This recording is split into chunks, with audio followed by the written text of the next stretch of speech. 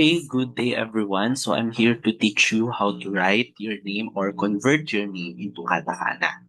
Okay, so for those who don't know, we use katakana to write foreign words, foreign names, mga loan words na cannot be converted or there's no direct translation to Japanese. And that includes yung mga foreign names. Like yung name natin here in the Philippines, di ba? So my name is Erickson. There's no direct translation for Erickson in Japanese. Okay? Same with Mark, Maria. Okay, so we use katakana for that purpose. Okay, that is one of the purpose of using katakana in writing in Japanese. Okay, so before we proceed doon sa mismong rules how to convert your names in katakana, you need to understand what is katakana first. Okay, this is the katakana. It's different with hiragana. Okay, hiragana is used for Japanese words, for words that are really a Japanese words. Now, katakana is used for loan words and for the name words.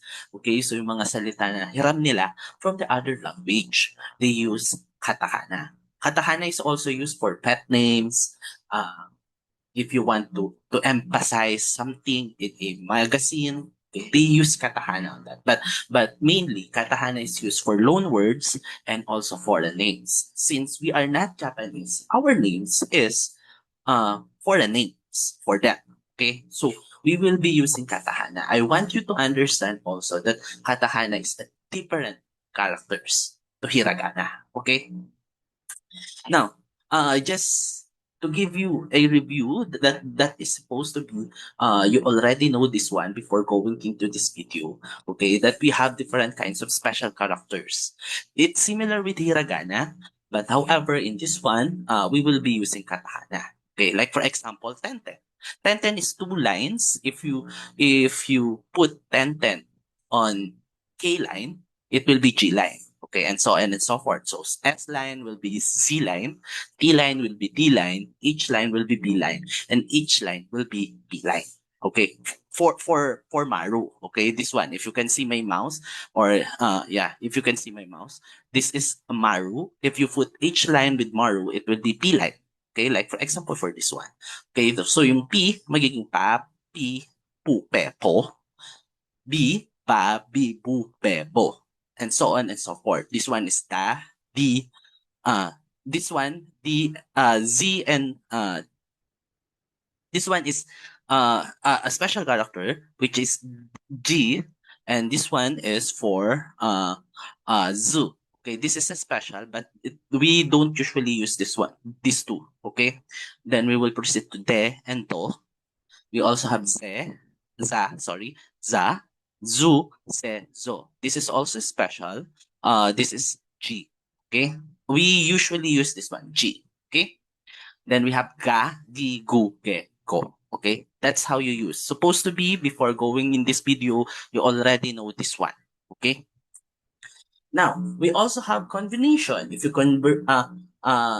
combine small yayu and yo with a big character, that especially in the E line. Ano yung mga E line? Ki, she, chi, ni, he, mi, ri, and also if you combine it with 10, gi, g, p, b, and maru, p, and also ri. Okay, so if you combine ya, yu, yo, small ya, yu, yo, take note, small po sila, mas maliit. It will create a special words or mnemonics na kya, kyu, kyo. Okay? Sha, shu, sho. Ja, ju, jo. Okay? Like what I said, before going into this video, you already know this one. Okay? We also have special combinations. I will not go further on this one because this is special. Sometimes we don't use this, sometimes we use this. But for the purpose of this lesson, take a look at this one. Now, before we convert this our names, we need to convert the spelling of your name on how it sounds. Okay? Like for example, in my PowerPoint, as you can see, John, we usually uh read John as dyan, like this one. Ko-convert na po yung pangalan nyo ng ganyan. Okay? Like Miguel, Miguel. Okay? So, ganyan po natin siya i-convert. Okay? So, I want you to convert it first before going to the next or for going to the next slides. Okay? Now, these are some general rules for converting English words into katakana. Okay?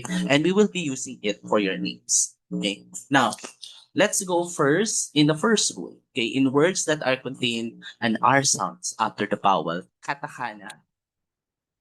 The katakana word usually just extend the vowel sound. Okay? Like for example, if your name is Mark, since yung letter R, the R sound daw is after the vowel. Okay? Which is the vowel, yung letter E. Okay? So, papahabain mo lang po yung vowel. Okay? Like for example, instead of Mark, Maku. Okay? And then, once you already do that, okay, dun nyo na i-convert ito katakana. This is ma, and this is ku, and you will just put a small, a long dash, okay, in between them, as representing as the letter R. Okay? Ulitin ko. Kapag ang R sound, ang katabi niya is vowel, nauna sa kanya ang vowel, okay? Vowel, after that is R sound, which is mark, you will erase the letter R. Okay? And convert it into what? Okay? Into dash. Okay? Later on, you will know bakit may ku dito, but for the meantime, we will be focusing on the R. Okay? So, yung R magiging mako. Okay? Next, another example is fork. Okay? As you can see in fork, uh, ayan po, the vowel, okay, comes first before the R. So, dahil dyan, papalitan ko ng long dash. Okay? Next rule, lahat po ng letter V as in victory will be letter B. Okay? Next, yung D at T naman, if there's a D or T sounds, if the D and T sounds, next to them is not a vowel, or we will say consonant, okay? So, you will put letter O. This is only for D or T, okay? Like for example, in the word is vowel. Ay, sorry, consonant. Okay? So, dahil dyan, nalagay natin dito yung O. So, magiging dure. Kaya nga rin hindi nyo pa ba alam. Okay? So, magiging dure. Okay? Then, for the contest, okay, yung T sound dito, since yung kasunod niya, wala namang kasunod, so lalagyan natin ng O. Okay? This only for D at T. Okay? Again, kapag ang pangalan nyo, kunyari, pangalan nyo, okay, David. Okay? For example, it's David. Okay, sorry for the bad penmanship. Okay? So, David. So, yung D dito, lalagyan mo ng O. Okay? So, yun po yun. Okay, so, yung D at T, kasunod niyan, O, kung ang pangalan nyo ay nagtatapos sa D or T, or yung kasunod ng D or T is consonant. Okay? So, I want you nililista na ngayon yan while listening to this one. Next, if it is J sound, put I. Okay? Like for example, diba, how do you read orange? Diba? Like what I said first, let's convert it how we see that. Diba? Orange. Ganyan natin basahin ng orange, diba? Ganyan. Okay? Kung ganito po, tapos may J po sa dulo, instead of O, kanina, diba yung D at T, O ang nilalagay. Dito, I. Okay? So, I po yan. Next. Under single consonant sounds, when they do not have vowel after them, are usually replaced with the appropriate consonant followed by U. Okay? Like for example, yung kanina, di ba? Eto, dito tayo sa class. Okay, sa class. Okay, how would you read class? Di ba ganito? Okay, tingnan nyo ha. Ayan, ganyan yung basahin ang class, di ba? Ganyan yung basahin. So, alin dito yung walang consonant? Or I mean, walang vowel na kasunod, yung S.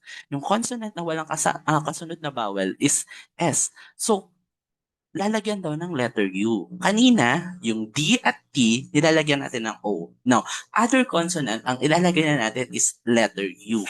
Okay, like for example, klasu. Maging klasu na po siya. Okay? Another one, club. Okay? Yung club, yung letter B, wala. So, letter U yan. Okay?